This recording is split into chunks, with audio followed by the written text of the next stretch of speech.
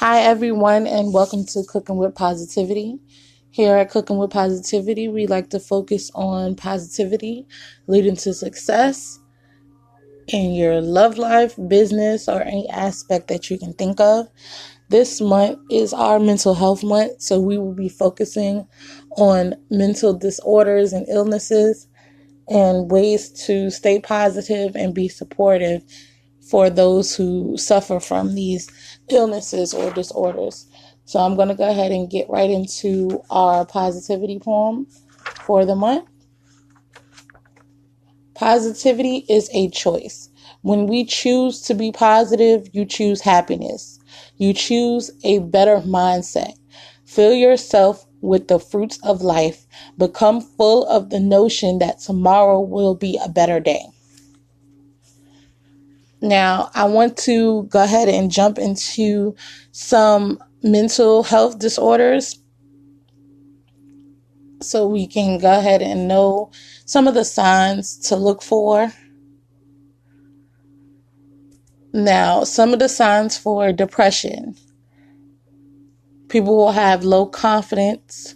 They will lose interest in acting on activities they once enjoyed. They lose their appetite, tired easily, tearful, nervous, irritable, anxious, and sometimes, depending on the severity, suicidal. For anxiety, people have difficulties concentrating. They become very irritable. They avoid certain situations. They appear pale in their tone. And they appear tense. And they can be easily startled by everyday sounds. Panic attacks are usually a sign of anxiety.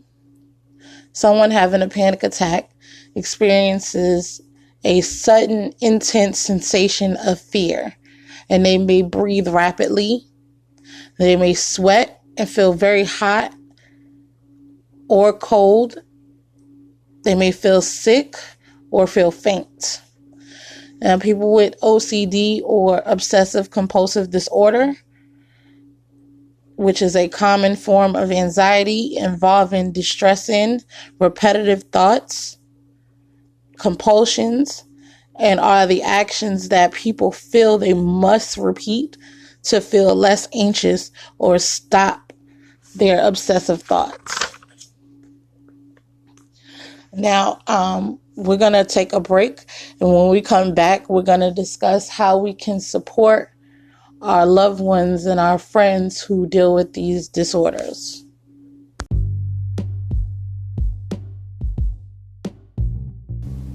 Are you looking to take an adventure without leaving your home? Do you need to get out of the doghouse or spruce up your website? It may be time for you to check out Zakiya McCoy, the author, with tons of books on Amazon, from fiction to cookbooks, also providing editing services, special occasion poems, content writing for personal emails, websites, and blogs. You can check out Zakiya McCoy on Instagram, Twitter, Snapchat, Zakiya McCoy, the author, on Facebook, and Word Lovers Welcome blog.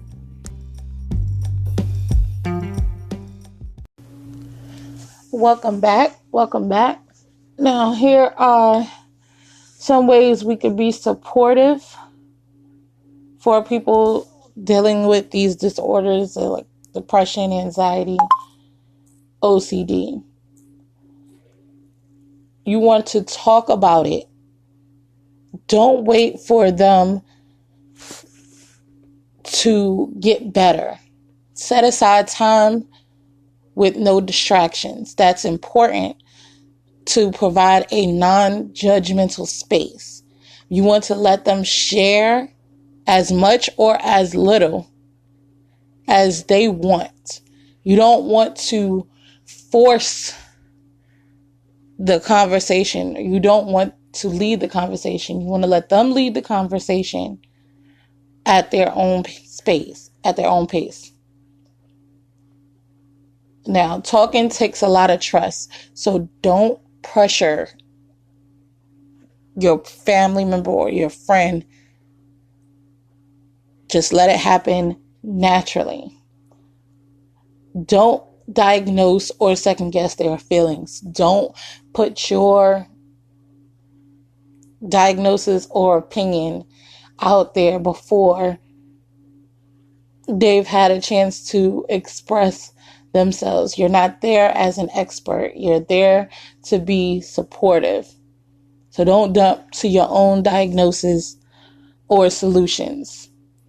Keep the questions open-ended, such as, why don't you tell me how you are feeling?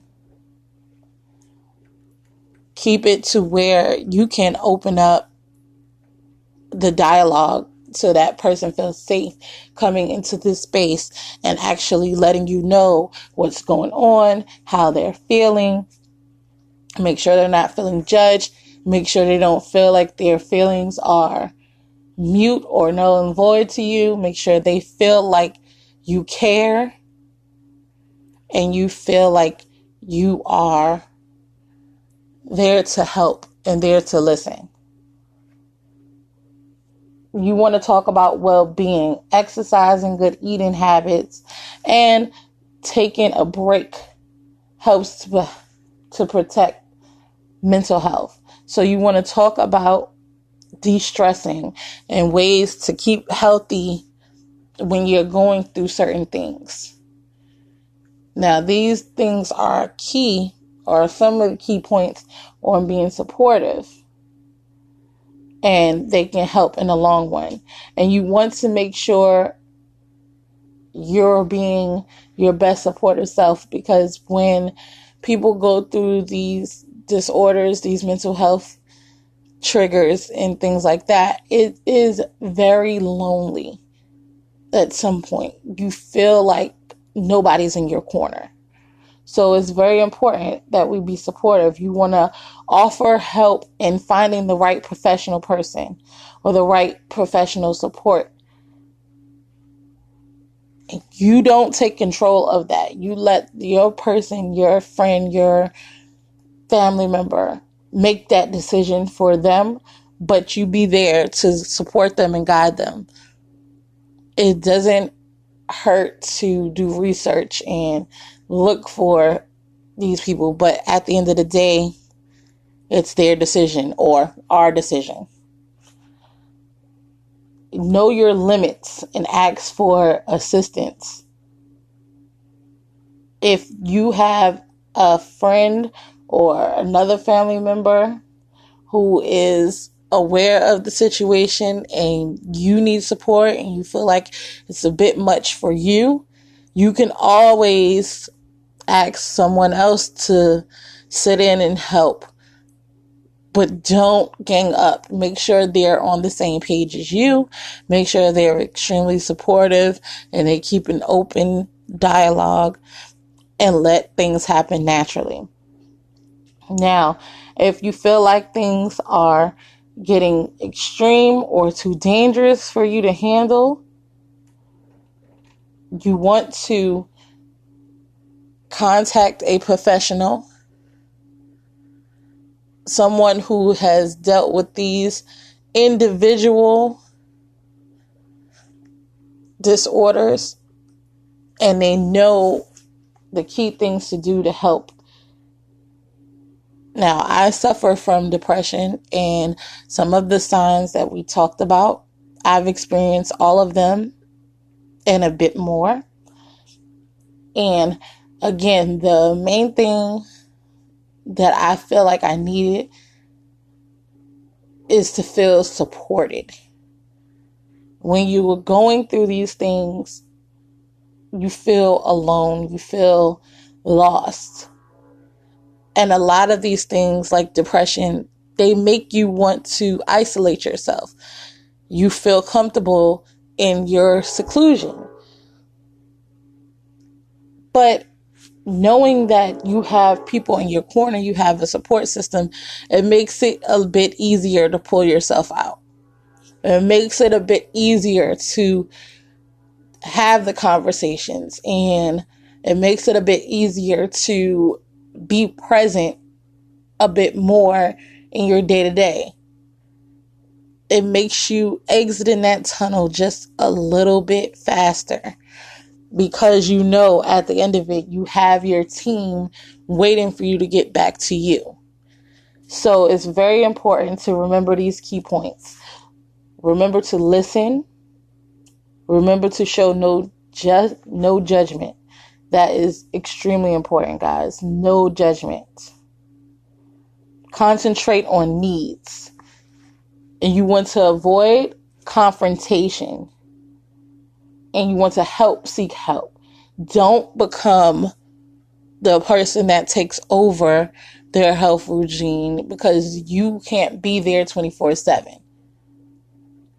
These have to be decisions made by the person who are suffering from the disorder. But in order to be supportive, to make sure that your loved one or your friend pulls it through, those are some key points that you need to look at. And be sure, again, you're not diagnosing the situation, or you're not implementing your own thoughts on the situation, or own feelings on the situation. Keep an open mind. I want to thank you guys for listening, and I hope you have a happy and positive day.